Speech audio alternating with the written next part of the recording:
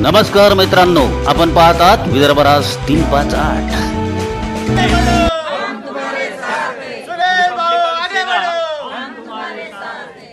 Republican सेना शहर अध्यक्ष अविनाश भाऊ, अनिल दादा एक चांगले पत्रकार आहेत, ॲडव्होकेट आहेत, राजकीय सामाजिक त्यांना चांगली जाणीव आहेत आणि आमचे मित्र सुद्धा आहेत। मला वाटते रिपब्लिकन सेनेला अनिल दादाचा बराच फायदा होईल। त्यांच्या वाक्चातुर्याचा, त्यांच्या संबंध आहेत, इतरांशी सामाजिक बांधिलकी ते ठेवतात। तेव्हा आपण त्यांना सहज एक प्रश्न विचारतोय। अनिल दादा, मला सांगा, तुम्हाला काय वाटते 1995 नंतर जी शिवसेना होती, जी धगधगती शिवसेना होती, की ज्यात जातीवाद होता किंवा एक वेगळं वातावरण तयार होतं, एक वेगळी दरी निर्माण झाली होती, शिवसेना आणि भीमसेना हे कुठेतरी एकत्र यावं असं आम्हालाही कदाचित वाटत असावं आणि त्याची पुनरावृत्ती आज आनंदरावजी आंबेडकर करत आहेत असं तुम्हाला वाटते का?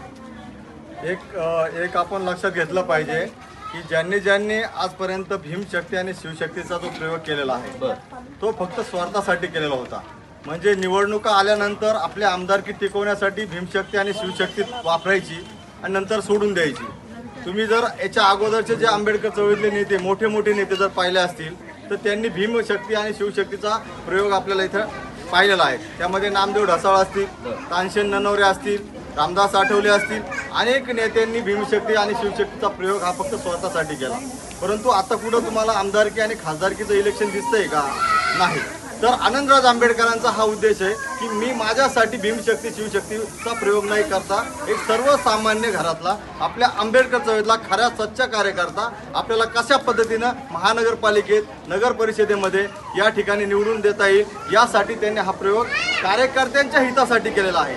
तुम्ही जर पाहिलं तर आता विधानसभा, खासदारकी, आमदारकी नाहीये, आता सध्या कार्यकर्त्यांचं इलेक्शन आहे आणि त्या अनुषंगाने त्यांनी हा निर्णय घेतलेला आहे। आणि जर तुम्ही आता पाहिलं असेल तर शिंदे गटांचं जे आहे, म्हणजे ठाकरे गट असेल आणि शिंदे गट असेल, तर तुम्ही आजच्या परिस्थितीला जर पाहिलं तर 6 नगर अध्यक्ष फक्त ठाकरे गटाचे निवडून आलेले आहेत आणि 56+ हे शिंदे गटांचे निवडून आलेले आहेत। म्हणजे खऱ्या अर्थाने शिवसैनिक सुद्धा शिंदे साहेबांकडे आहे आणि आंबेडकर चळवळीतला जो कार्यकर्ता आहे तोही आनंदराज आंबेडकरांकडे आहे आणि हा जो प्रयोग आहे यशस्वी होताना आपल्याला दिसतंय।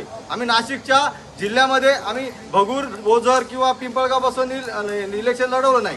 आम्ही ज्या ठिकाणी आम्हाला उमेदवार मिळाले, ऐन वेळेस जे उमेदवार मिळाले आम्हाला इगतपूरमध्ये, ते 4 उमेदवार आम्ही या ठिकाणी दिले आणि त्यामध्ये एकत्र आले, ठाकरे बंधू एकत्र आले। तुम्हाला काय वाटते शिवसेनेचा आता प्रभाव पडणार नाही का उभा टाकण्याचा? नाही, हे पहा, तुम्हाला सांगतो शिंदे गटाचा प्रभाव पडल।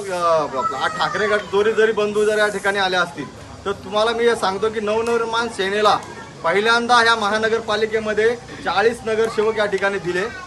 म्हणजे 42 नगरसेवक त्यांचे आल्यानंतर, त्यांचा महापौर या ठिकाणी बसल्यानंतर 3 आमदार ह्या महानगरीला दिल्यानंतर इथलं जे विकासाचं म्हणजे जे विकास व्हायला पाहिजे तो भक्कास त्यांनी करून ठेवलेला आहे महाराष्ट्र नवनिर्माण सेनेने। आणि तुम्ही आत्ताच्या जर घडीला पाहिलं असेल, जे येथे ठिकाणी निष्ठावंत शिवसैनिक जे म्हणत होतो आपण, ते सर्व शिंदे गटामध्ये आहेत। तर मला नाही वाटत की नाशिक महानगरपालिकेमध्ये या महायुतीचा म्हणजे महाविकास आघाडीचा काही परिणाम या ठिकाणी होणार नाही। राहिला विषय आमचा, तर आम्ही तेच सांगतोय की आता आमचे 3 नगरसेवक, 4 उभं केल्यानंतर 3 नगरसेवक या ठिकाणी येऊ शकतात। तोही महानगरपालिकेमध्ये आमचे जे 28चे जे उमेदवार, आज आपण त्या प्रचाराचा शुभारंभ करतोय, त्यांचा नारळ या ठिकाणी आपण माहिती आहे का फोडणार आहोत। त्यांचा या ठिकाणी विषय म्हणजे जो विजय आहे, आमचे सुनील भाऊ साळवे 28 मधून या ठिकाणी उमेदवारी करताय, त्यांचा विजय या ठिकाणी नक्की या ठिकाणी झालेला आहे असं मी या ठिकाणी मानतो। तर हे होते आठवले, चांगलं जाणतं नेतृत्व आहे, अभ्यासू व्यक्तिमत्व आहे आणि बघूया यांच्या प्रयत्नाला किती यश येते। आपण पात्रा विदर्भ राज 358 न्यूज मी प्रबोधासी।